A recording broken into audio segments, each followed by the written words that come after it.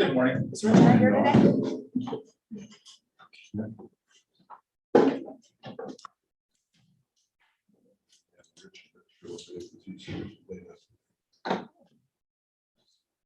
Okay. Great. Good.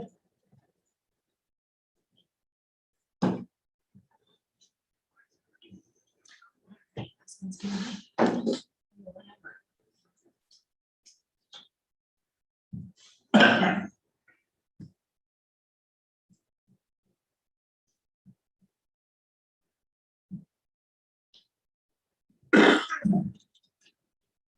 Okay, join me in the pledge of allegiance. Allegiance to the flag of the United States of America and to the republic for which it stands, one nation, under God, indivisible, with liberty and justice for all. Good morning, everyone. Okay, the first thing we have is approval of agenda. Is there additions or corrections to the agenda? There's not.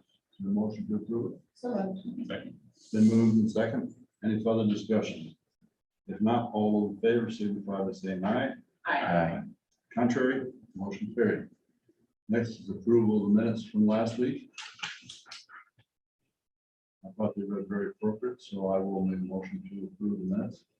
I'll second that motion. It's been moved and second. Any further discussion? If not, all those in favor signify by saying aye. Aye. Contrary, motion carried.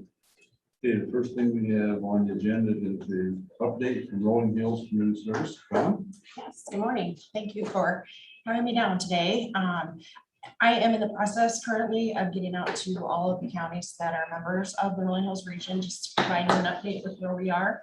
Obviously, with the legislation that passed in late May, Senate File 619, there's going to be a lot of changes on the horizon for all the member counties going forward.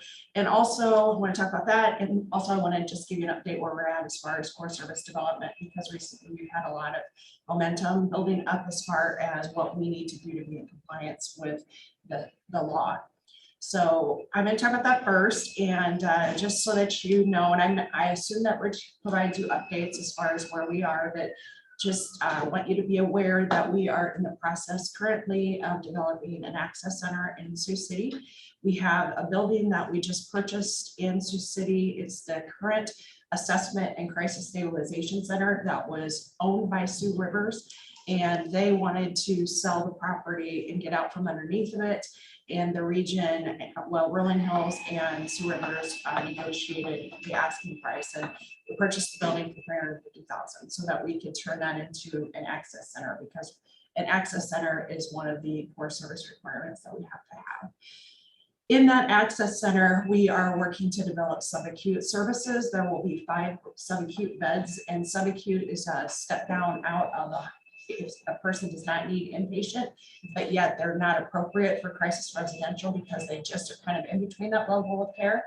The person could receive subacute services. And so we'll have 5 subacute beds and 4 crisis residential beds. And I know that Sioux City is not the ideal location for our region, considering we have 10 counties right now. But it was what we had the best available to us. We already had the property there, and they were providing the crisis residential and 23-hour observation. So we're going to add subacute, and then we can designate that as our access center. The other thing that we are working on currently is trying to develop an intensive residential service home. And there's a provider in Sioux City that it has all policies developed. They're looking at hiring staff currently. So once we have an intensive residential home designated in the region, our access center and subacute, then we will be in compliance with all of the services that we have to have. And the reason that that is so important is because the regions are now going to be entering into performance-based contracts with the Department of Human Services on January 1st. And one of their requirements is that we have all the core services. Those performance-based contracts are going to be what our funding is going to be contingent on going forward. So for this fiscal year, you all have levy dollars in the mix. Next year, it's going to be 100% state allocated funding. And if we are not in compliance with the measures within those performance-based contracts, they can withhold up to 15% of our funding every year. So we want to make sure we're in compliance. There are going to be some other outcome measurements eventually that are going to be added into the contracts that we will have to meet. So just so that you're aware, that's, it's going to be kind of a fiscal nightmare, honestly, because we could put a budget together knowing that this is where we're supposed to be at a 38 per capita. But if we are not in compliance and DHS determines that they have that authority to either approve, deny, or modify our budget, they can do that. And so there's really no guarantee going forward on how we're going to fund the system. I tend to be, it seems to me that I'm one of the only CEOs in the state that thinks that this is a little dicey. But there's a lot of CEOs that their per capitas were low. So for them, this is wonderful because they're going to eventually be up to 42. This fiscal year, we're at 37 per capita. We had budgeted at 39. So we already are dipping into our reserve balance by 1.2 million to be able to meet this year's budget. The other factor in this is the 40% fund balance. We ended fiscal year 21 with about a 70% fund balance between the counties and the region. And this year we have to be down to 40%. So anything above that 40%, as you recall, this is one of the biggest, problems with it, is that it can be scooped back to the state, and it will be deposited into an incentive fund. And obviously, if you're over that 40%, you're not eligible to apply. And then the following year, 20% fund balance and 5% the year after that. That being said, I also want to talk to all of the counties to get you thinking about your county balances. So currently your Fund 10, and Courtney, off the top of my head, I know your Fund 10 balance is over 100,000. It's like 140, maybe 150, because there's two counties that are up there, Crawford's another. And so those county fund balances next year will have to be transferred to the region. And so that total balance, whatever we're over that 40%, goes back to the state. So I just don't want county boards of supervisors to have, I don't want any surprises out there. So I wanted to, make sure you're aware and be thinking about those dollars going back to the region. And unfortunately, your Fund 10 is still separate. So there's no ability currently for counties to spend Fund 10 except for staff. So it's not like you can do an interfund transfer to be able to keep those dollars within the counties. So it's unfortunate, but hopefully we can do what we need to do this fiscal year so that we're not sending dollars back to the state and be able to come into compliance with everything we have to have. Is there, when we did our budget, didn't we try to levy enough so we have like $10,000 or $15,000 in there at the end of 22, and then the state came in and they just changed our budget? Correct. So they changed it to reflect what we have to pay the region. I don't know if they took it into account. But did you change, your levy was already certified, Correct. right, But they lowered our to levy. 2114. Whatever it is. Yeah, yeah. I just wondered if that's still gonna make our fund balance be where we wanted it to be, or if they, because we didn't levy what we actually needed, because Right. we were gonna pull from reserves, so. So I thought that's what reason we did that. Huh? We did, but she told us the same thing the last time. We'd like to see everybody get down so they aren't over that I'd have to go percentage. back and look at it, Yeah, Courtney. I would too. Yeah, And how else? We are not still charging taxes, and then we have to give up that 140 side. for this year, yes. But next I year, mean, we I won't have thought we had anything. that all figured in. We did, but then they went in and they Next year, we won't be able to do that with taxes. right? Made the We- levy we won't be No. levying. No. We- Your we Fund said- 10 is eliminated next year. And we set the levy at what we thought it would be to get our balance down, but then they came in and they adjusted our levy. I don't know why they said that. I'd have to But go the and look at it numbers- too, Courtney. I can do that and. Either way, the money's gonna go to the region. Right. And we just hope that we can get it down so they, Well, we were trying to get it, the region through well, less levy. Yeah. Everybody's plans go straight by the state. well, the levy is less than what we wanted. What it Right, was, and I don't but recall what we had set your levy at. I'd have to go back and look at that. It was around $700,000. Mhm. No. Did you have a question, Stephanie? I'm just trying to think of how to word this. So it has to, so that fund, that 140,000 has to go to personnel. It can't go to like a potential program that we might come up with that. No. The region has that spending authority. And the law, the way it reads is that, so for the purchase of the assessment center property, if the region needed the funds, the governance board has the authority to advance county balances at any time. So we could say that Carroll, Crawford, and Woodbury that are holding on funds, we could, have requested that those funds be advanced. But at this time, the region has fund balance, so we don't need to do that. I know it's tough for supervisors to hear this, and that's why I'm out talking with you all, because I think in all fairness, you guys need to be aware of this, that this is coming. And so I don't want to be sending an email to the auditors in May and say, your fund balance is set at this, we need a check. I wouldn't do that, so. Well, I think, it's kind of upsetting because we thought we had it all in place to do that, and then now they changed the budget. Well, and it still may be okay, but I think that might not be. So, And I'll be the first. to they admit, didn't change our expenses. I'd sooner give the money to them than have them state school. Well, either way, we're gonna have to give it to the region, and then the region would be the one to give it But to you the guys state. don't have to worry about getting your spend down too, so you don't. Right. All of it needs to be spent out. And that's difficult when you're dealing with people.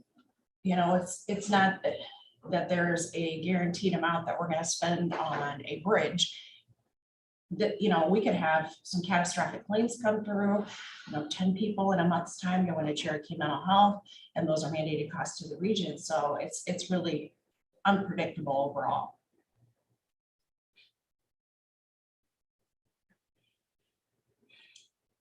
So much for local control.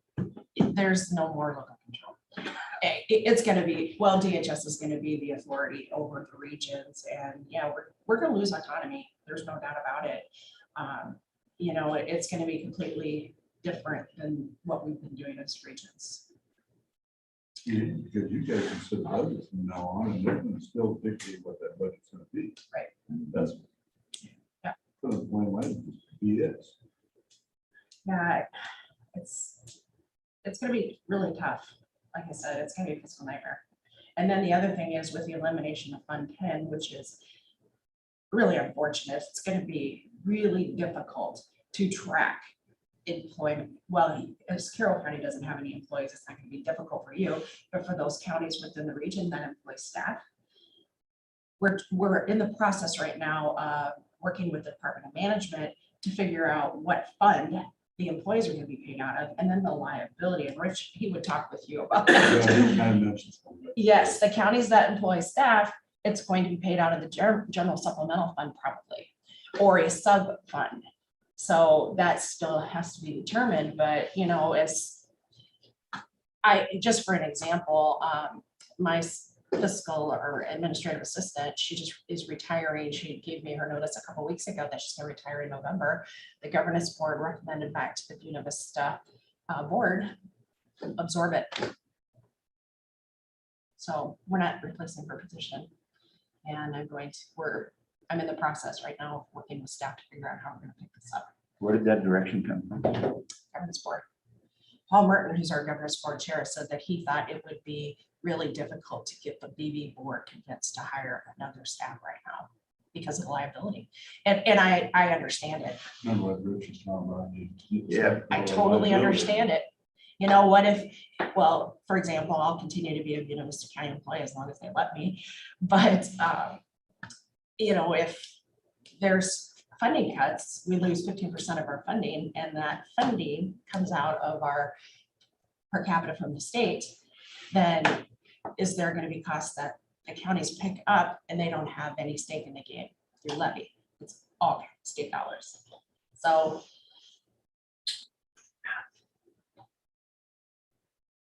How many in that 10-county region, how many of those counties have employees? see, I can tell you the ones that don't. Sac, Ida, Carroll, Humboldt. No, Humboldt has an advocate. Yeah, so 6.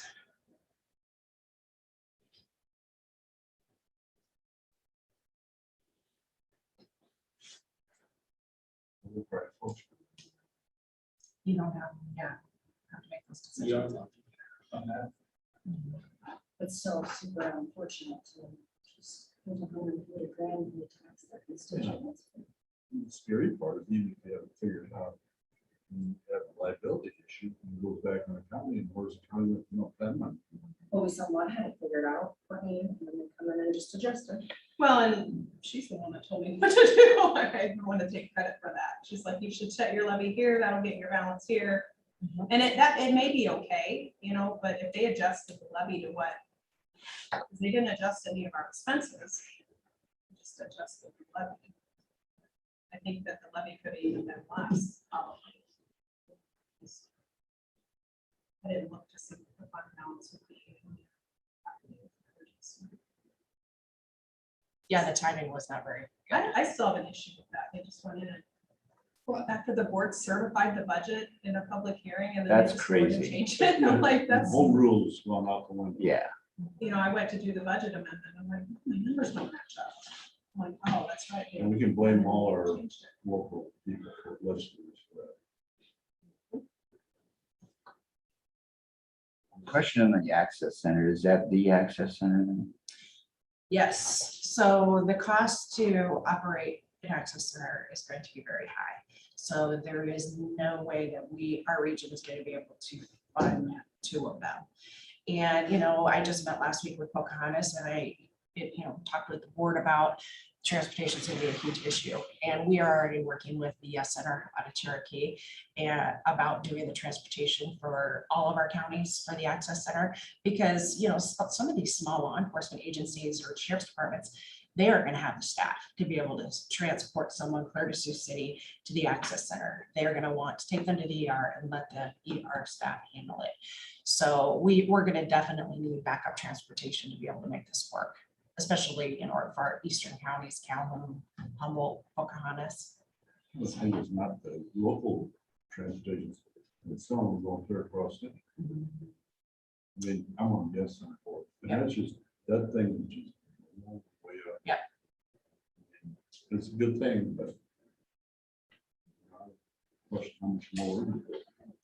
Well, I don't want to say, maybe it was even this spring, several of us had a meeting with Cheryl McGrory and discussed with her the possibility of providing that transportation. And she was more than willing to get more cars and employees throughout the 10 counties to be able to make this work. So I felt that we had buy-in and support from her. Well, and you do on that board, it's a good deal for us. Yeah, I'm sure. But it's just a matter of, making sure we get enough cars and Drivers. Just gonna say, you're asking for 2 things that are such a high demand right now, Right. vehicles and employees. we got one down here, it's gonna help. Good. There's probably a car eventually. Yeah. So that's the reason that I wanted to meet with you all today. And if do you have any questions for me? Where's the good news? The good news, I'm still working. That is good. Yes. You put me on the spot there, Scott. I don't have that good news for you today. Okay, the one thing I can say is that I feel really grateful that we are making some strides as far as developing the core services, because we were at a complete stall out last fall. Sioux Rivers had been partnering with us, and then basically unbeknownst to all of us, they decided to go their own direction, and they looked at a property in Sheldon, and they were going out on their own to develop an access center. And so then we had to put brakes on the development because we didn't know where they were at, and then if their plans fell through, and then they came back to us and wanted to partner with us, and then we had the whole negotiation on the building. It's been a long process, it really has been. So there's my good news for the day. Weren't they asking more for that building? 350,000. 350. They said when we started negotiating with them that they would not take anything that didn't have a floor in front of it. And then this all kind of happened at the same time that Senate File 619 was being debated. And honestly, I think that we could have gotten it for much less because they were wanting to get rid of it. And I think for 475, yeah. I think it was assessed. No, 490 is what it was assessed at, the assessed value, but. Yeah, I ended up taking 350. I had told the board I thought we should have offered 250, and I think push came to shove, they'd have taken it because they didn't want the property underneath them.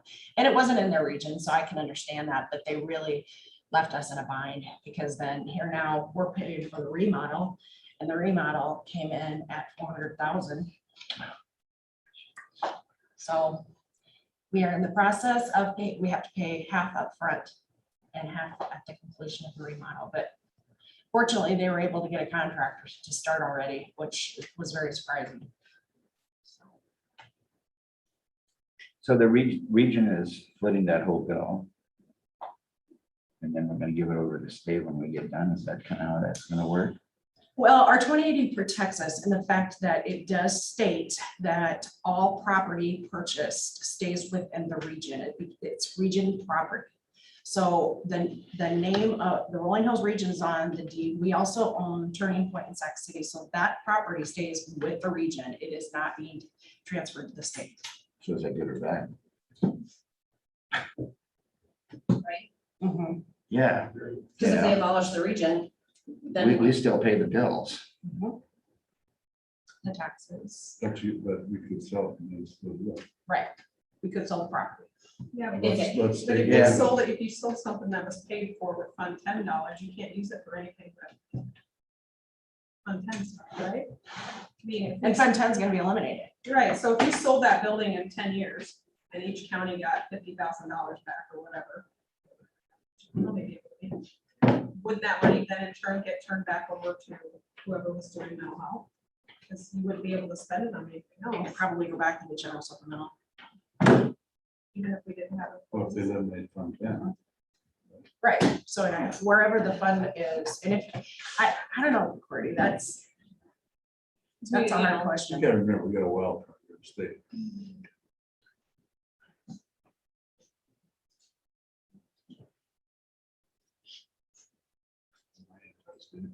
It's okay.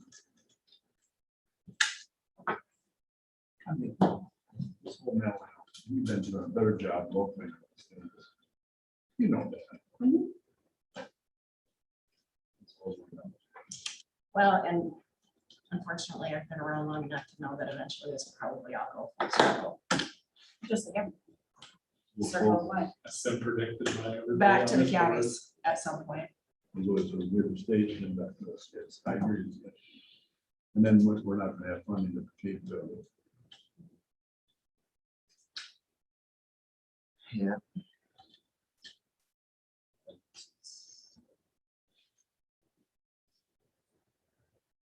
Anything else for me?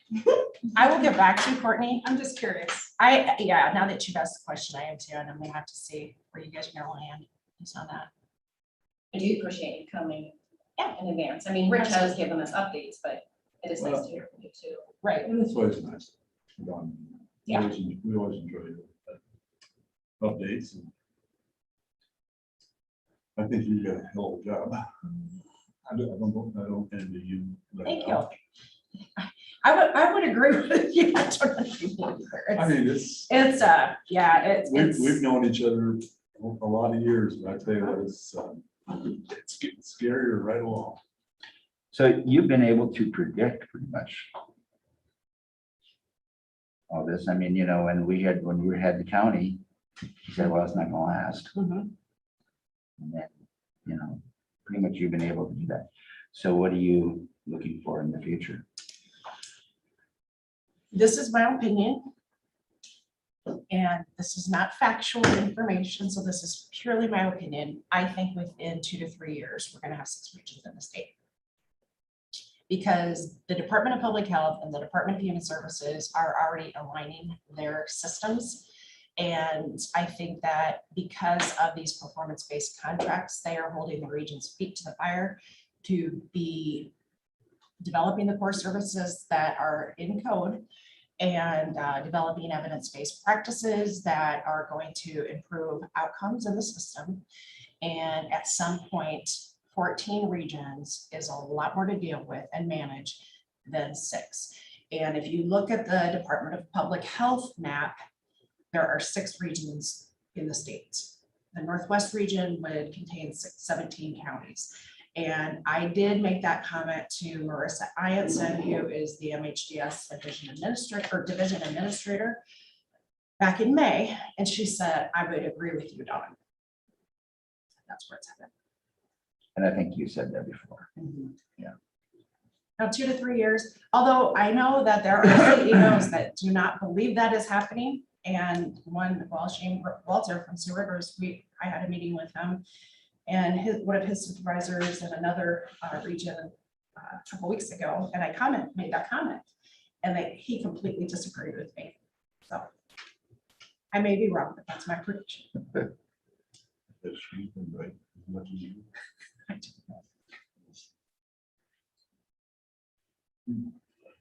Okay, my question, I just thought, how many regions got their everything covered on the course? None of them. The biggest one, well, there are regions who have almost everything except for the intensive residential homes. It's really hard finding providers that are interested in doing that because they're going to be taking some of these really, really difficult people who are revolving doors in and out of the ERs, no place to put them. So getting a provider convinced to do it was a huge struggle for us. We were working with Wesco out of Denison for a while, and then they had some changes in their services and decided that they were not capable of providing that level of support. So Trivium out there in Sioux City, they actually used to be Crossroads of Western Iowa, but they had a buyout of their agency by Trivium, and their agency director is from Idaho, where she's got experience with intensive residential homes. So she's she has hit the ground running on the development of this. But as you mentioned earlier, Stephanie, one of the biggest issues is going to be finding appropriate staff that are trained to be able to do it. So that's going to be the biggest thing. But yeah, no, there are no regions who have that service currently. So you think your region's probably had a curve on as far as being able to make this mandated having all the course service? You know, I don't know exactly where all the regions are, but yeah, I would say we're definitely close to being out in front. I mean, I know that Polk County has everything except for the IRF. At least we're not just in talks about the services as we were for so long that we're actually seeing progress pick up. And so then that's where I feel really confident that we will be in compliance next year. I know their opening date for our access center, they are shooting for July of next year, maybe even sooner in the spring. Folks should be, they always get extra dollars in the year. They would beg to differ with you. Huh? They would differ with you. Last appropriation bill. Yeah, oh, that is true. Yeah. And that incentive fund, I do know that Polk County is going to be submitting the first application this fall. They're going to be getting those dollars. So you think, next question, now with this region, is this with using transportation from the SM just going to be the big advantage? I think so. I mean, I don't know about advantage, but I think it's going to be really helpful as far as getting people where we need to be. Yeah, I mean, other regions probably don't have that accessibility to do that. Right. And right now. Yes. And okay, so the meeting that I had, Paul Merton and I met with Sioux Rivers and Northwest Iowa Cares Connection, their CEOs and board chairs a couple of weeks ago, to find out where they're at, because we are paying the lion's share of the operational expense for both Turning Point in Sac City and the Sioux Mental Health Center. And for both of those programs, I think our region is paying $1.5 million, and they're only funding it to the level between those two regions at like $200,000. So they're getting a really good deal. And Paul and I wanted to make sure that they were on board, that once we develop the access center, that there needs to be more of a contribution, and that it should not be borne, the cost should not be borne on Rolling Hills. And we left that meeting, our takeaway was that we're probably going to be doing it on our own. I think that they still have their eyes set on other areas to develop this, and basically they said if we are able to do this on our own in another area, we're out. So we've got it, we can only invest in this access center if we have the financial capacity to do it on our own. And, you know, like I said earlier, it remains to be seen if we're gonna be able to do that because of this clawback. I'm gonna call it clawback. They're calling it transfer to an incentive fund. But that up to 15% of our budget, you know, I can set a budget, but it's not gonna be a budget target that I can say is predictable by any means. Whereas before, we used to budget and then set a levy based on what we needed to make that expenditure. It's completely opposite. We're gonna get a cap and this is what we're gonna budget and hope that we receive all of our dollars. So it's gonna cost us more. Actually, no, it's not gonna cost us any differently than what we are currently. We were not unaffected by this bill as far as losing dollars because of that 1.2 million that we have to dip into our reserve. But every year the per capita goes up. So we're at 37 this year, even though we budgeted at 39. Next year we're at 38, and then it goes to 40, and then the following year 42. So, and it's all state dollars. So, you know, and our per capita was at 42.79. So we're just going down a little bit once we finally get to that 42, if we're still a region. Just curious, I haven't heard too much about this, but how has the MCO reimbursement been? We're Poor? It has We're not losing improved? providers.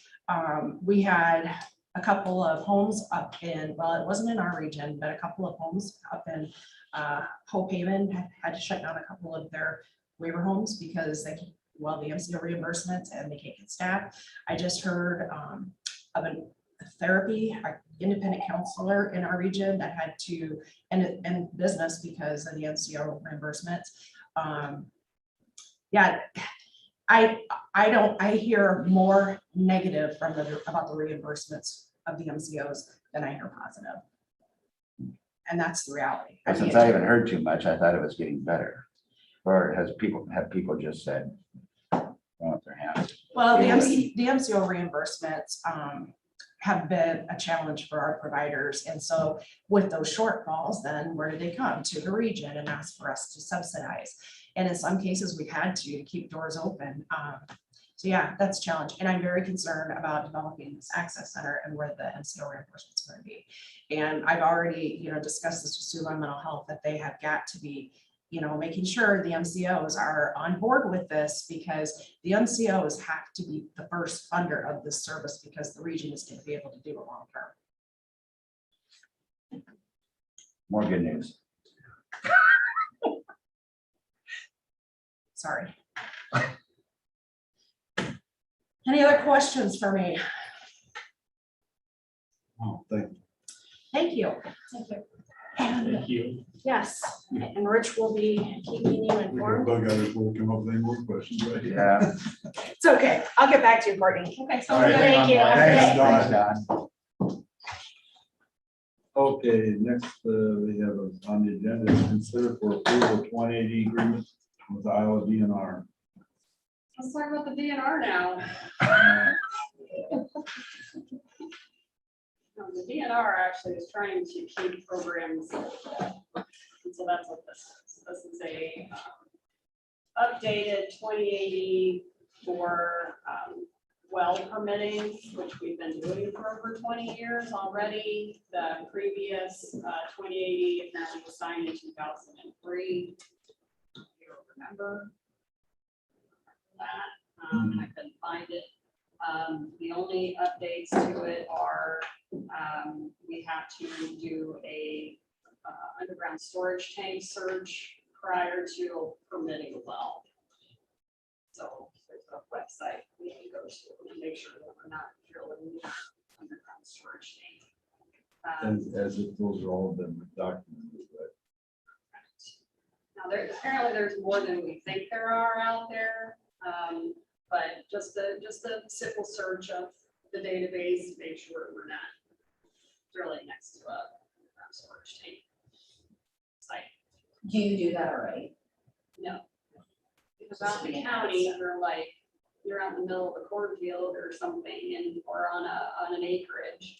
I don't know if we would have ever thought that there would be one in those places. I mean, you get into town and you're doing geothermal wells or something like that, then yeah, that may be something. Now, if there's ever an old gas station, but it's all been gone now forever, so anyway, it's a simple search. I think that there could be a lot of old tanks still. Place it. there could be, and we may not know where they all are anyway. So you get one. Until you get one. And it hasn't happened yet. So that's underground storage of any kind, correct? Whether it be water or manure or gasoline, is that what you're saying? Just underground, it's mostly contaminated, potentially contaminated sites that use tap underground storage tanks, or they may still be there. DNR are usually pretty good about making those contaminated sites get cleaned up. If you know about them, if they know about them. Well, there was fund dollars to take care of that. I mean, you could get rid of your underground storage site and not have to pay for it. So I don't know why, I don't know why there should be any of them. Because it's a liability at this point. Yeah, I think this is where you're gonna run into the properties that brought it back. We're abandoned. Yeah, way long time ago, and nobody's. Probably even those are there. We don't drill as many wells as we used to. Yeah. You know, the geothermals, those were hot and heavy for a while, and then they lost their. So even, So so we even have- with this, you have to approve, you have to do a geothermal. Yes, Well, anything that's drilled deeper than 20 feet in the ground. So, even if it's not used for drinking water. But it's all on one. What? The search. Yes. It's not good research. But we don't get, like I said, we're not getting hundreds and hundreds of well permit less. well, that's good, good waters. Yes, we got a lot of well water. So anyway, so this 2080 is with the Board of Supervisors, that's in the code. And they did request that the board, I'll sign it already, and I did have them sign it last week when we met.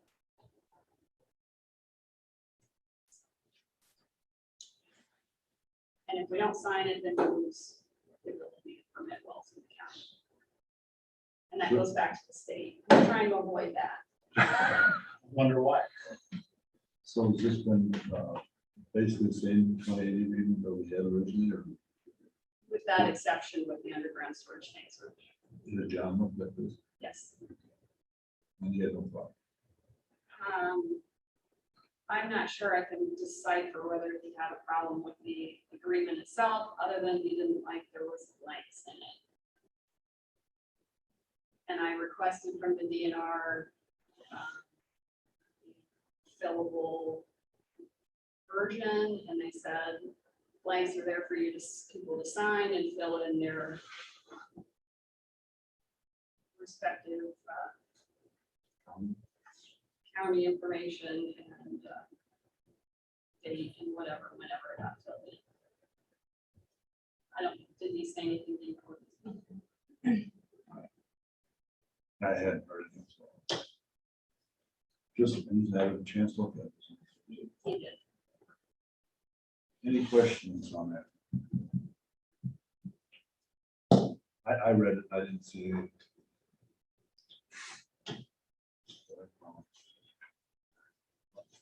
You're the one, the signature goes on it. A year ago. For another 18 years.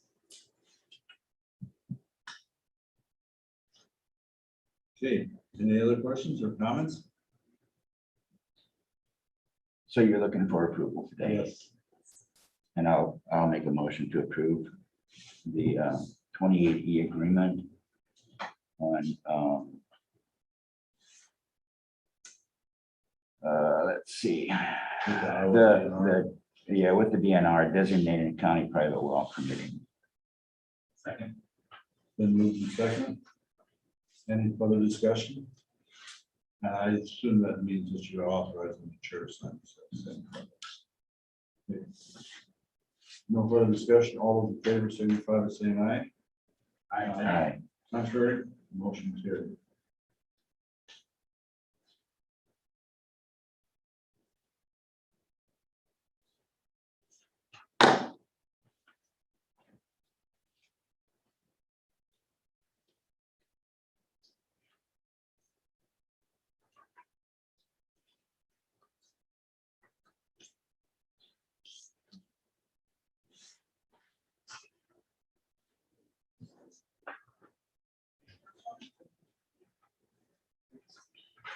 Okay. Thank you. Anything else? No, if you got something you want to talk about. Spend any more time than you need to. All right. That's a pretty big binder you got there. What is that? Well, for? I wrote all my rules just in case you needed to go back and read something word for word, because I don't have these rules memorized, so. Very good. Thank you. All right. Next we have is knowledge receipt of collective bargaining proposals. You have both copies of those there, and this is just the acknowledgement that we have received them. Courtney, you can forward them on to Renee, or she got it already, When I got them, I forwarded them on to you. I certainly can. That's not a big deal. Just check. Yeah. And this is just a suggested amount, is that correct? What they've got there right now, yeah, that's just a preliminary. There only one that's got a suggested figure. And but we're not acknowledging that, but I'm acknowledging receipt of the letters. So we'll reevaluate this during the budget season, correct? Well, it'll be done by the union negotiations, which is. Well, then we come back to.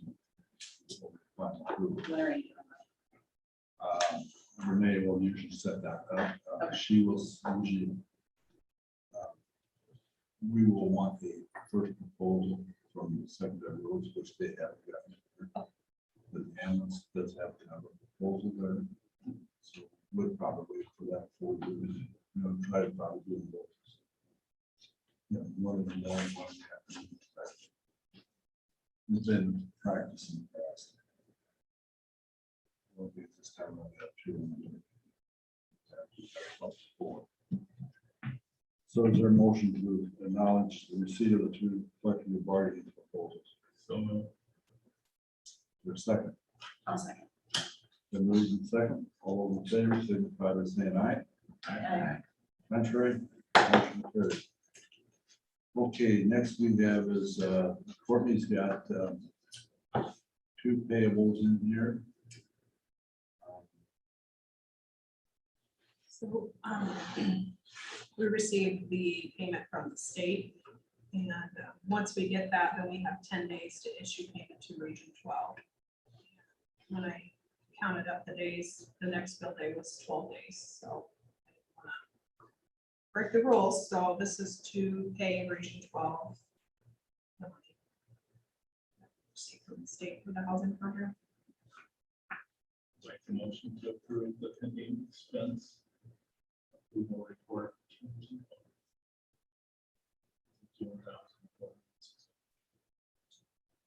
I'll second. It's been moved and seconded. Any further discussion? If not, all those in favor signify by saying aye. Aye. Aye. Contrary, motion carried. And this is in regard to the housing. Okay, next we have is the change order for jail progress. I think there's only been for this document I looked at yesterday. These are all on that spreadsheet that we've had in the past that we've talked about. I think the only thing we haven't talked about is the number 12, the grounding in the IT. There must be some grounding issues added there, so it's additional $133. But all these change orders have been accumulating for some time. There's stuff that we've talked about long in the past. And then the amount to $42,122. Is there any discussion on that?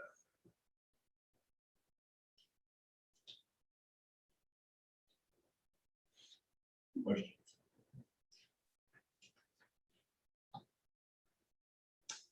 If not, we need a motion to approve the change order. Number 9. Make a motion to approve the jail project change order number 9 for $42,120. Is there a second? It's been moved in second. Any further discussion? If not, all those in favor signify by saying aye. Aye. Contrary, motion carried. Do you want to sign this? Opposed? Okay.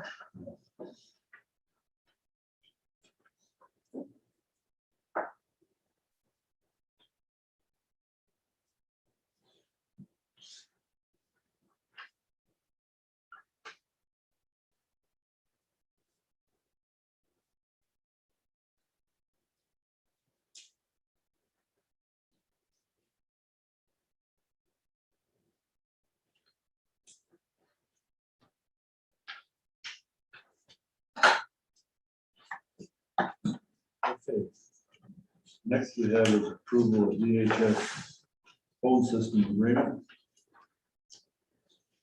This, we kind of talked about this the last week. We went ahead, we need a formal approval. And so also that comes the authorization. Chairman sign. This is with Western Iowa Network. And was for total,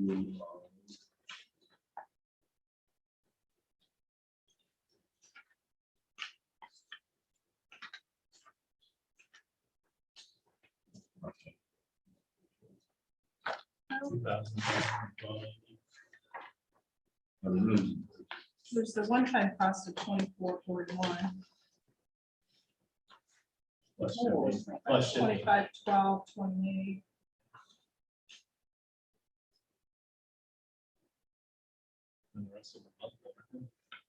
Yeah. Yeah, that's what I got out of it.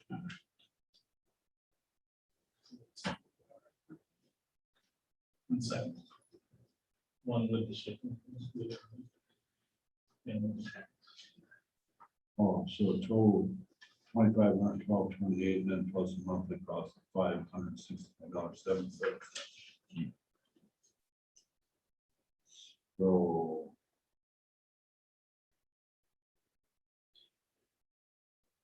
So moved. All right, that moves. Is there a second? So this is their dollars though. They've these dollars budgeted, correct? Yeah, but it comes through our budget. Right. I'm just clarifying. Yeah. And we basically signed this because we are the account holder for the Right. phone, for the Oh. bill and stuff too. Okay. Sure. So when we do their budget, basically, we do it through ours, but then they reimburse us back. Yep, just clarifying. So is that a motion? Was there a second? I'll second it. It's been moved in second. Any further discussion? If not, all those in favor signify by saying aye. Aye.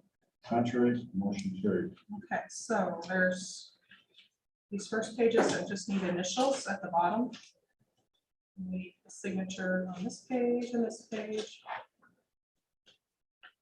And this page. You will sign that after you that. Sounds good. Then you make sure and get it all done. All right. Okay, next we have manure management annual updates. First, we have the Intersite Section 1, Lincoln Township, Audubon County. They changed crop rotation for yield. Smith Brothers Farm, Section 3 is Sheridan Township, there's no changes. Bob Danner, Section 22, in Newton Township, there's no changes. Okay, next we will have committee reports. I know. Last week I had foster grandparents RSVP on Thursday.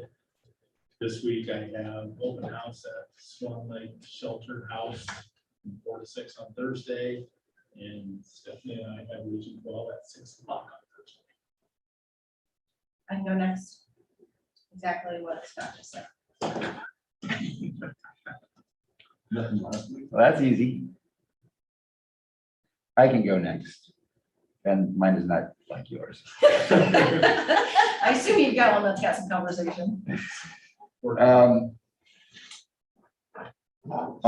Wednesday, I met with the executive committee for Raccoon River Management Coalition down in Perry with Jonathan Gano, Katie Rock, and Fred Long. And no, it went really well. I think that for those that want to participate and move forward with this, I think there's going to be some there's going to be some participate. There's going to be some activity. Let's put it that way. I think there's going to I was very pleased with Fred Long and Jonathan Gana's approach to moving forward. I was concerned about Polk County in that mix. After having that meeting, I'm not concerned as concerned as I was. And Jonathan Gano is the Director of Public Works for the City of Des Moines, and he's in charge of point source discharge. So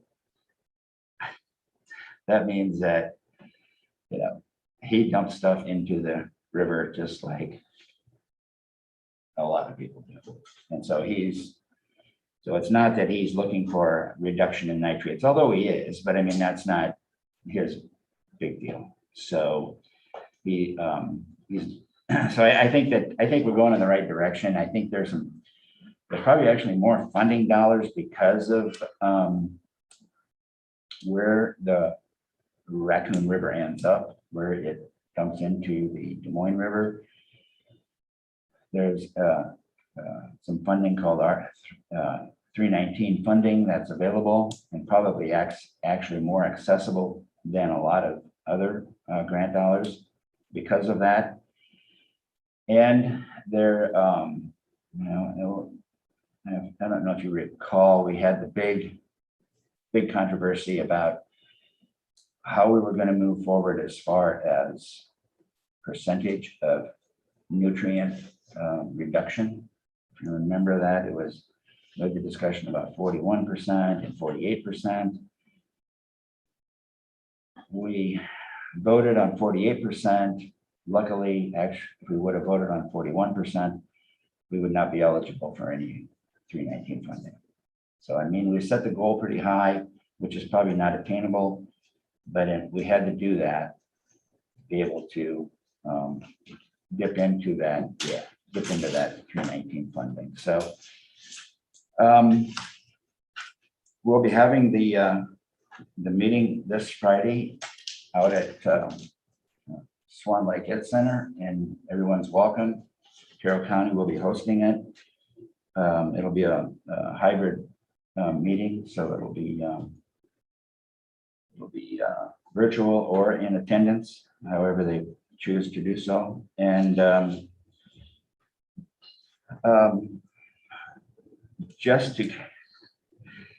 pretty sure that Buena Vista County is probably not going to be hosting a lot of stuff in the future because they're kind of getting burned by the Raccoon River a little bit. I mean, there's $6,000 that have been left unpaid and there's zero balance. There's $0 to pay for it. There was a little bit of discussion that we had that Polk County said that they would just pick up the tab. I'd like some opinions here on whether or not we feel that that's something Why would they just pick up the tab? well, because they can. I understand. Why?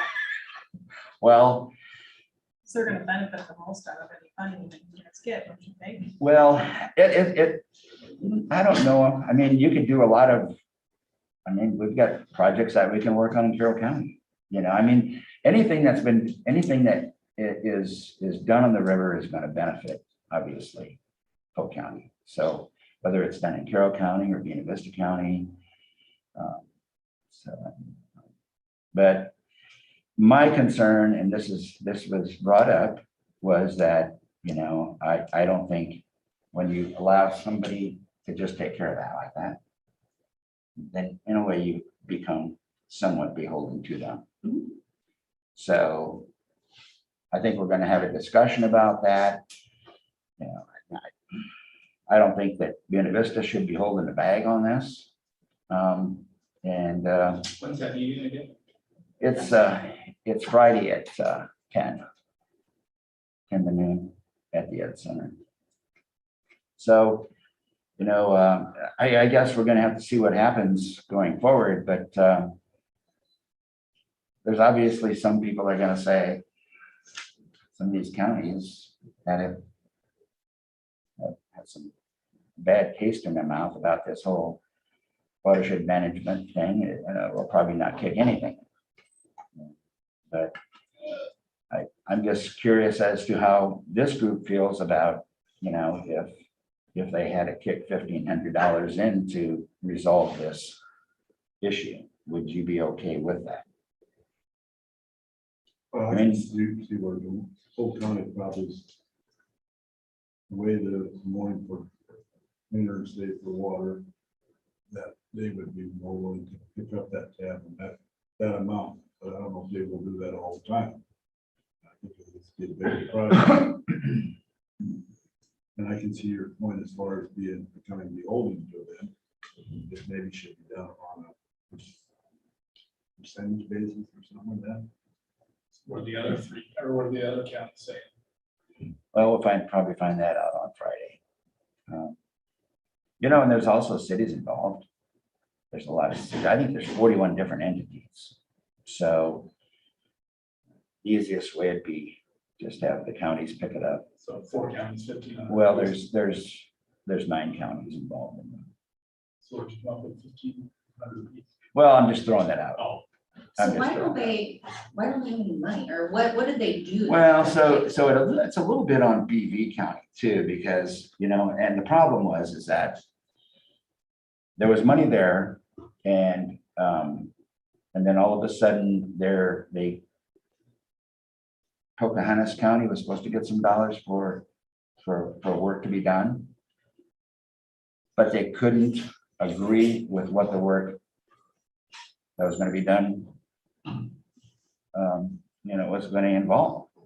I mean, they could not get any farmers signed up. They couldn't, you know, the project could not move along.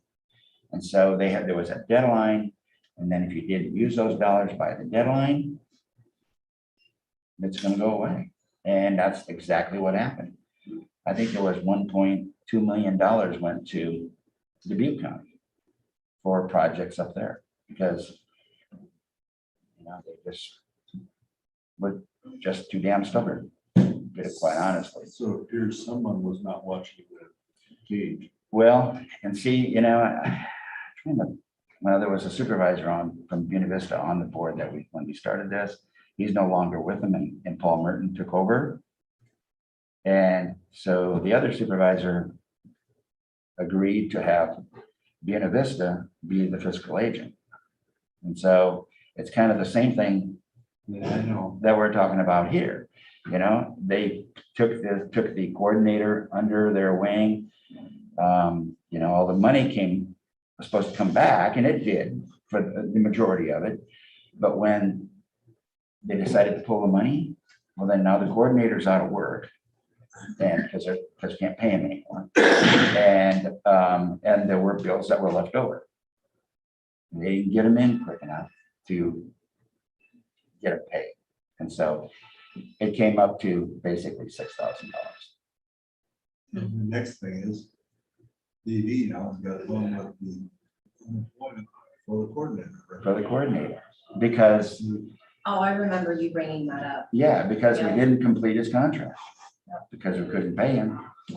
And a portion of that, I think there's some administration fees. I think the unemployment is probably about 50%, $2,000, something like that.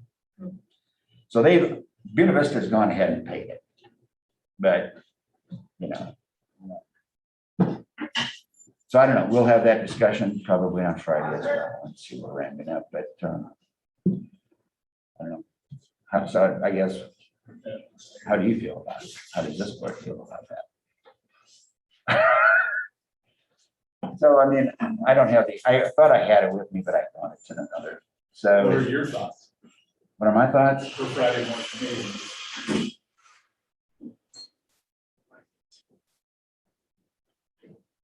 You know, I guess it'd probably be around $1,000 maybe, because I'm sure that some counties are gonna say no. So I guess that's what it would be, just to move it, to clear it up. I guess I would be okay with it.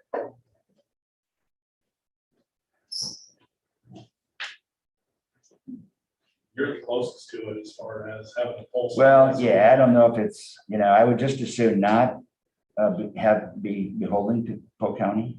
I would just assume, you know, have the counties fess up to this. It was a mistake that was made. Buena Vista's left holding the bag on this thing, and that's not right either.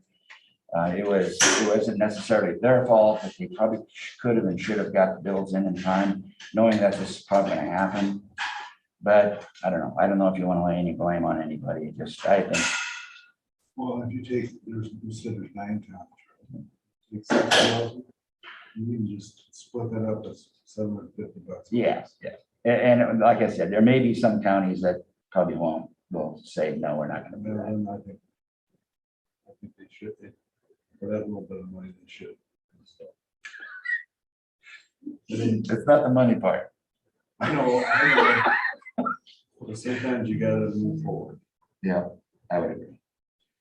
So I guess we'll have that discussion probably on Friday. Anybody's welcome to come out if they want to.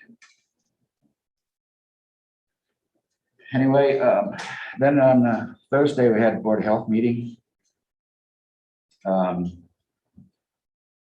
was a big representation from our public health nursing department.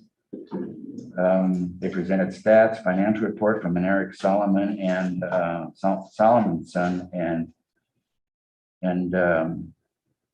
John Munson. Hopes update from Sarah Skinner. School immunization audits. HPV immunization grant. COVID update, and then a COVID-19 testing update from Dr. Kyle Ubling. And I talked to Gene a little bit about this.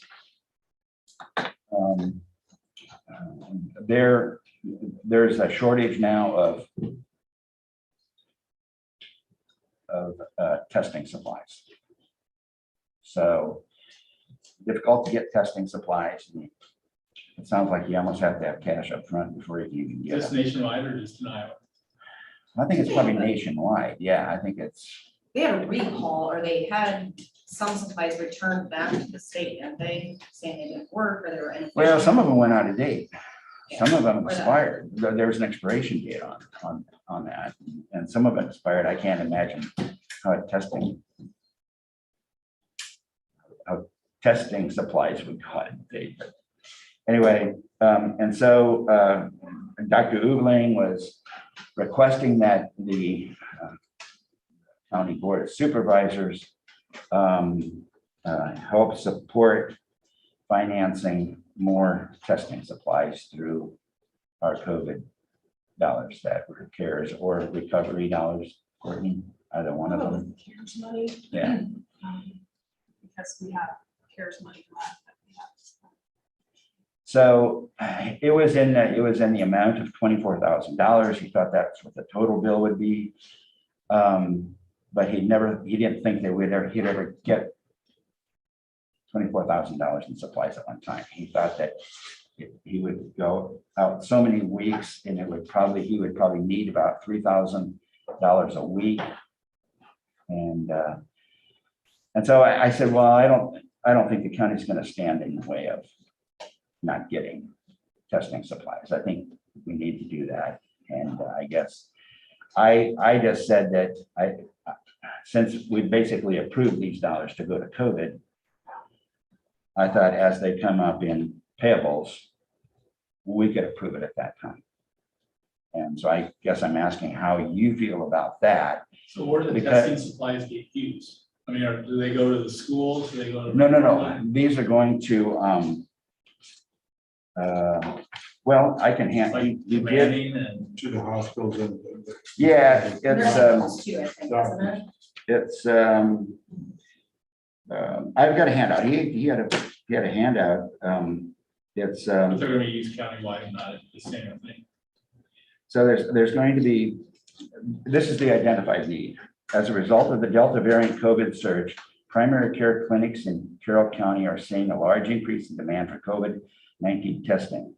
Vaccine/test mandates for organized with 100 employees need for weekly testing. So there are those that's going on as well.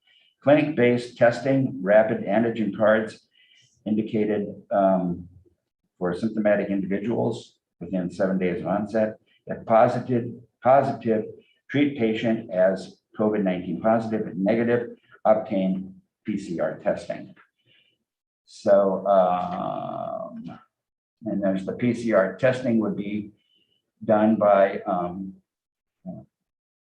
the Manning Regional Hospital Care Center, McFarland Clinic, and St. Anthony Regional Hospital, and those would be sent to the state hygienic lab, which is probably, it sounds like the best place to go for that testing. So I guess I made the comment that I don't think the counties, since we have care dollars available, would step in, allow that not to happen, but we can have that discussion. And if you want to vote on something like that, we can do it. I didn't think that we would basically stand in the way of that. I think if the testing needs to be done and they don't have the dollars to do it, that brings up another case. After I slept on it, we still have a real gray area here, and John Munson and this Eric Solomon's son did come up with another spreadsheet, and they did come up with another $62,000 in vaccine clinic revenue. And then after I thought about it, I mean, he definitely said that on Thursday. That why are you even coming to us for $24,000 when you have $62,000 balance from the immunization? So that is the question that I have out there right now to St. Anthony, and I think So who's the Solomon guy he's one of the new financial. from saying? Yeah, he's like, I think he's been there like a month. So, So I know when I asked him about the revenues they got from those, they talked about how they needed the software and the people to go out and bill the insurance companies for it. And that public health didn't have that software, so they used the hospital and the hospital staff to do that. Do they have any of that figured in? Like, did they come up with a number of what that cost them to do that? And then deduct that off the 62, you know what I mean? Like, they made 62,000, but it cost St. Anthony whatever to use their software and to use their personnel to bill for the plan. right, and it was I never got that answer. it was unclear whether or not, I mean, they've got other revenue in here of $173,168. The vaccine clinic was $62,000. I don't know if that's a net number. So my question, and this might be just a naive question, because I don't know. But if we're, as a county entity, and our taxpayers are giving money to go to public health, don't you think we'd have a right to see every penny going in and out, a checks and balance? Like, because we're accountable for everything we do in this room. If we make one wrong move, you get your ass chewed. And guess what? You get our butts chewed alive. How are we not getting chewed for this? Well, Courtney Is and that I have a- had is that that a dumb discussion. question? Courtney and I have had that discussion, and I talked to John Munson. I think when he was here that time, I think I addressed the fact that, at least we can't do the billing. Yeah. You've got a pot of money sitting there that every other dollar that goes to Carroll County Public Health, and grant dollars goes through the auditor's office.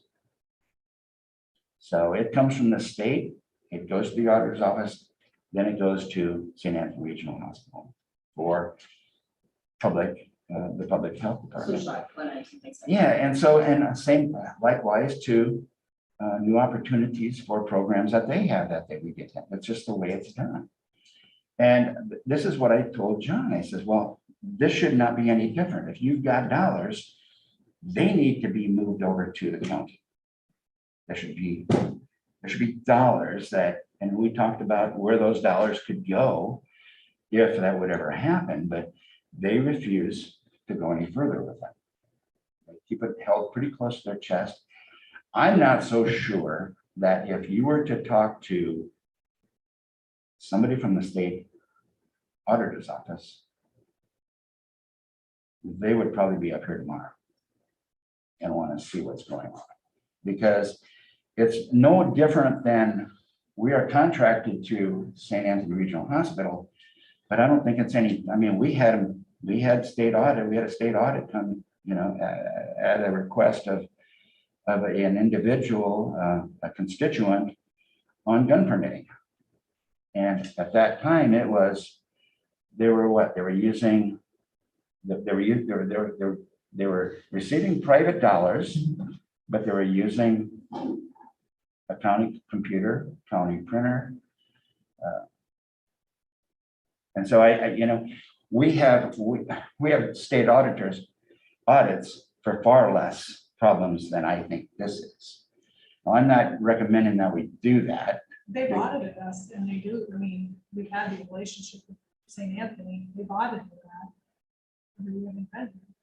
So, I mean, unless you're saying they need to look closer at that, but they do. Or is look it at just that the because they're- COVID funds? Well, it's pretty easy. It's pretty easy to look at that when it's coming from the state and grant dollars.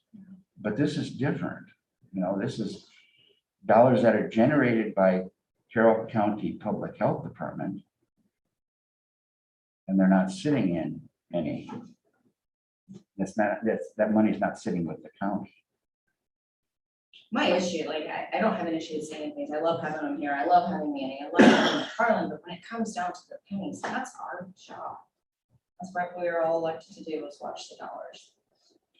Yeah, and I've been on, and it's gotten somewhat better. I mean, salary in the most recent update that is effective June 30th was salaries for Carroll County Public Health is $251,000.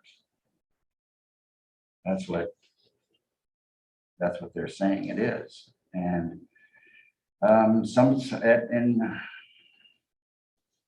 2000, no, that's different. What's that? Maybe using those funds to cover salary costs. Well, there shouldn't be that much. Well, we're questioning how come there's $251,000 in salaries.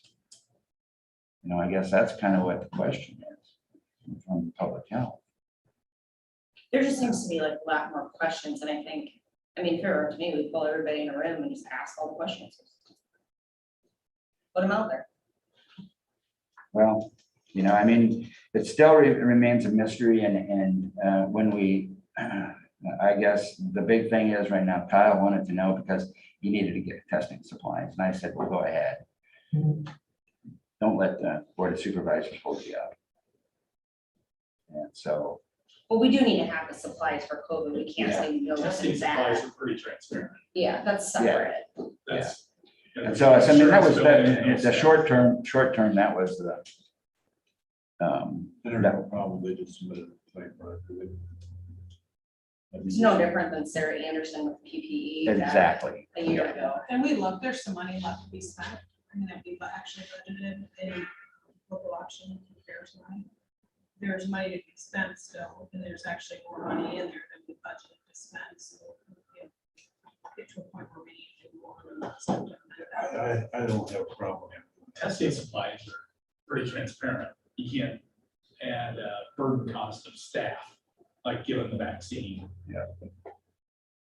And Soft costs. yeah, and that they'll just pass the bill on to us. I'm guessing we'll just pay it. But the burning question that I still have is, They should have dollars to pay for it themselves. That's it for me. Last week, I guess I did have a conversation with the John Stevens group. We're gonna get a Zoom call, be able to line one up. Pardon me? We're gonna do a Zoom call. You mentioned they can't do Monday mornings, but are we gonna do a Zoom call with them? Would you like to have that done? I would. Okay, I mean, we can certainly do that. We can put it on the agenda. And I mean, do then, you guys want it? I would like it, and if they can't do it Monday, we can all call in from our virtual. Yeah. Very capable Zooming. yeah, I can do that. And then, They can't do it on Monday. he said Mondays are bad for him. Monday morning, I mean, it's kind of like everybody, they're starting. the Mondays week are- and- Yeah, and hectic and, so, See if they can. but it'll be Yep, nice yep. At the same time.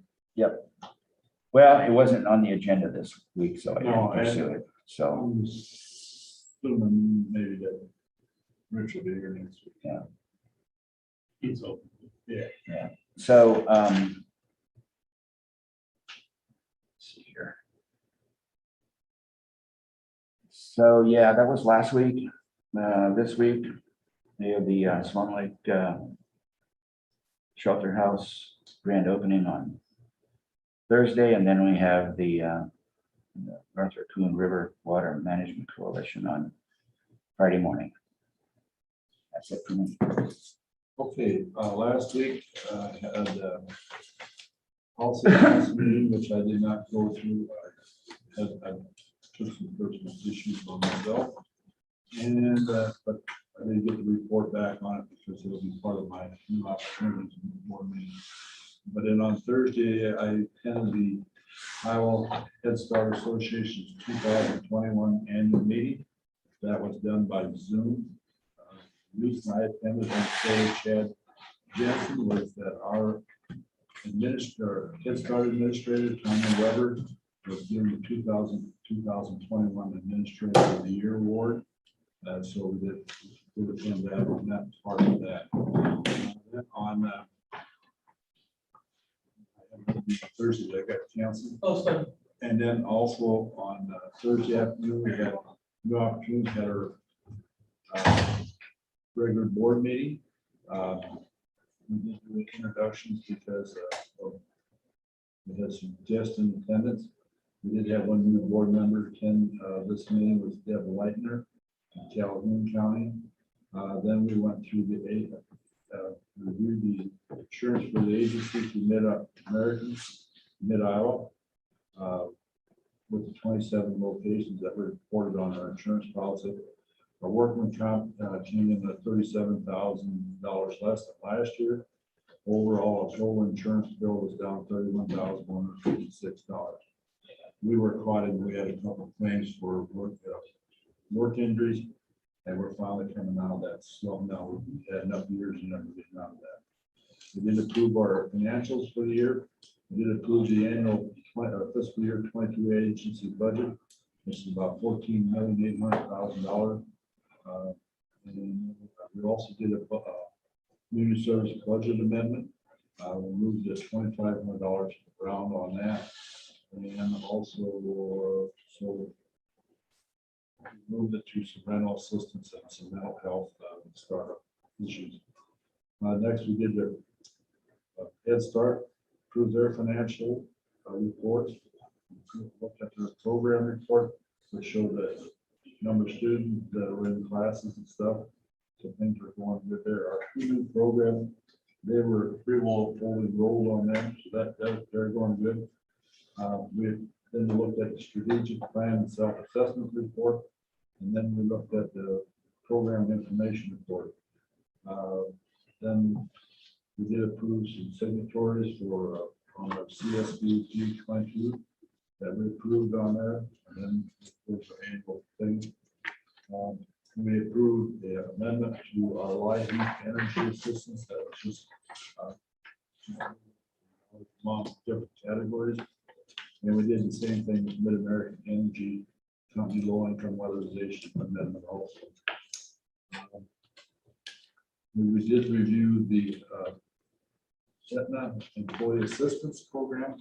We are involved with that, and it doesn't cost us a lot of money, but it is kind of surprising the number of people that are utilizing that program. That was last week. Then this week, today, I've got to do the radio and the paper. CADC got canceled for tomorrow. Wednesday, I will have Western Iowa Advantage annual meeting down in Audubon. And then Thursday, Zoom was on the show. What do you have in? Who's the alternate for? So that's the household. The executive, for our region call, you know, most of them not all rich. Region 12. Huh? Region 12.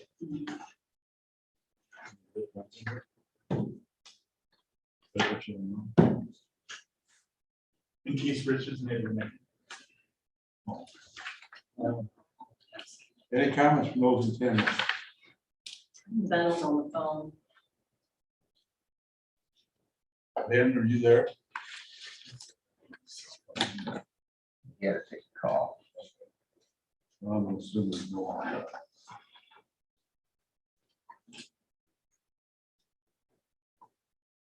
There's no question. Okay, there's no questions. Thank you. All right. What do we got for next week? And we'll probably have to see about the. Look at the possible RFP, the proposal from student group. I have a 28B from Elder Bridge. Sean's in the process of looking at that. I think it has to do with the state auditor, Rob Sand, has guidance regarding area agencies, like counties donating to nonprofits. Oh, yeah, he's one of them. Yeah, so there's some rules now on what types of nonprofits you can give money to. But anyway, I think that's why. Be a first time. I believe so. Yeah. Yeah, we have never, I can't remember. So for the county to give them money, they have to be in a 28E agreement with the county. I think that's a way for them to continue to get county funding. I don't know, like, you know, talk about like the daycares, you know, food pantry and all those places that we do. I'm not sure how that'll work, or how it'll play out. I think everybody's kind of. It's gonna happen. You know, you talk about like 3 daycares. The city was asking about that too, because they give money to the daycare. It's like, you know, you consider that kind of an economic development type thing where you're, you know, do you give those monies to CAC instead? And the CAC give them, you know, is there a way around it so you can continue to contribute? Or, you know, I'm looking for- I got more questions than I I have think answers. More to come on that, huh? Well, I'm hoping our Direct, auditors- otherwise somebody else gets fingers in and it gets kind of. Well, and I'm hoping when they start working on our audit next month, they can give us some guidance on what we should be doing. Because we do give a lot to nonprofits. Okay. If there's nothing else, nobody else have anything, we're in order for motion to adjourn. Move, is there a second? I'll second. It's been moved and second, all those in favor, signify by saying aye. I Aye. Motion carries. Meeting adjourned. Have you guys talked to John from CH?